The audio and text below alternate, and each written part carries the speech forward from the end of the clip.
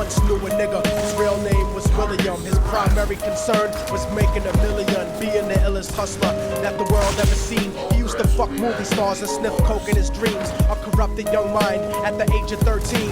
Nigga never had a father and his mom was a fiend. She put the pipe down, but for every year she was sober, her son's heart simultaneously grew colder. He started hanging out, selling bags in the projects, checking the young chicks looking for hit and run prospects. He was fascinated by material objects, but he understood money never brought respect. He built a reputation cause he could hustle and steal, but got locked once and didn't hesitate to squeal. So criminals he chilled with didn't think he was real. You see, me and niggas like this have never been equal. I don't project my insecurities on other people.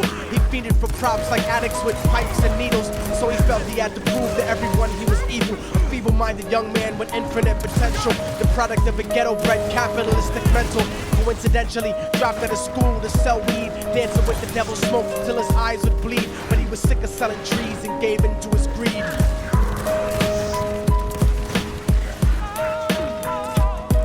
Everyone trying to be trife never faced the consequences. You probably only did a month for minor offenses. Ask a nigga doing life if he had another chance. But then again, there's always the wicked that knew in advance. Dance forever with the devil on a cold cell block. That's what happens when you rape, murder, and sell rock. Devils used to be gods, angels that fell from the top. There's no diversity because we're burning in the melting pot.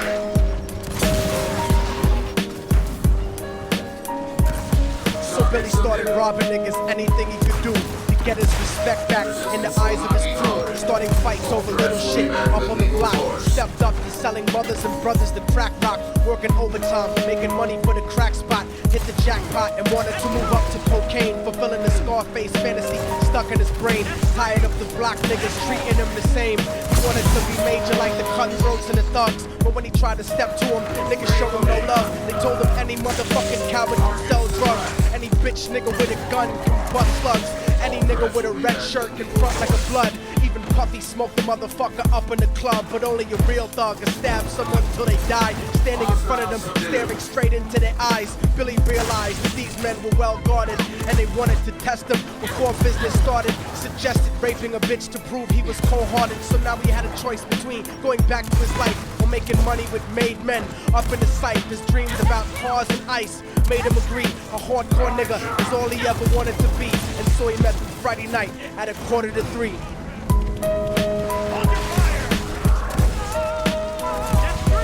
Everyone trying to be tripe never faced the consequences. You probably only did a month for minor offenses. Ask a nigga doing life if he had another chance. But then again, there's always the wicked that knew in advance. Dance forever with the devil on a cold cell block. But that's what happens when you rape, murder, and sell rock.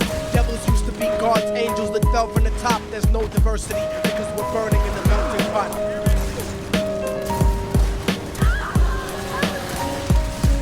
Drove around the project slow while it was raining, smoking blunts, drinking and joking for entertainment, until they saw a woman on the street walking alone, 3 in the morning, coming back from work on her way home. And so they quietly got out the car and followed her. Walking through the projects, the darkness swallowed her. They wrapped her shirt around their head and knocked her onto the floor.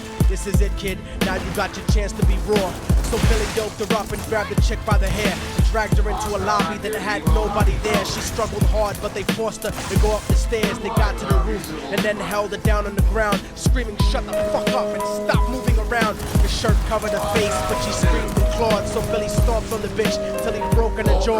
Dirty bastards knew exactly what they were doing. They kicked her until they cracked her ribs and she stopped moving, blood leaking through the cloth. She cried silently, and then they all proceeded to rape her violently. Billy was made to go first, but each of them took a turn, ripping her up and choking her until her throat burned. Her broken jaw mumbled for God, but they weren't concerned. When they were done and she was lying bloody, broken and bruised, one of them niggas pulled out a brand new 22. They told him that she was a witness for what she'd gone through, and if he killed her, he was guaranteed a spot in the crew. He thought about it for a minute, she was practically dead, and so he leaned over and put the gun right to her head.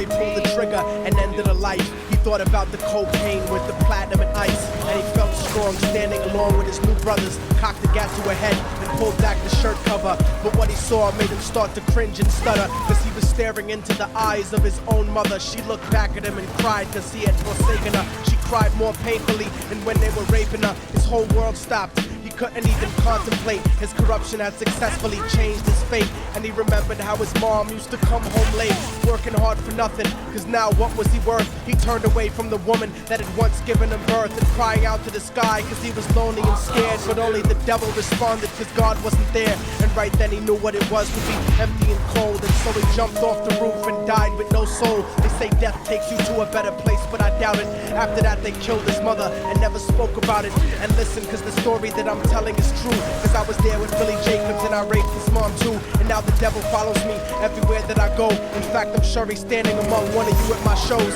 In every street cipher listening to Lil Thug's flow. He could be standing right next to you and you wouldn't know. The devil grows inside the hearts of the selfish and wicked. White, brown, yellow, and black color is not restricted. You have a self-destructive destiny when you're inflicted, and you'll be one of God's children that fell from the top. There's no diversity because we're burning in the melting pot. So when the devil wants to dance with you, you better say never, because a dance with the devil might last you forever.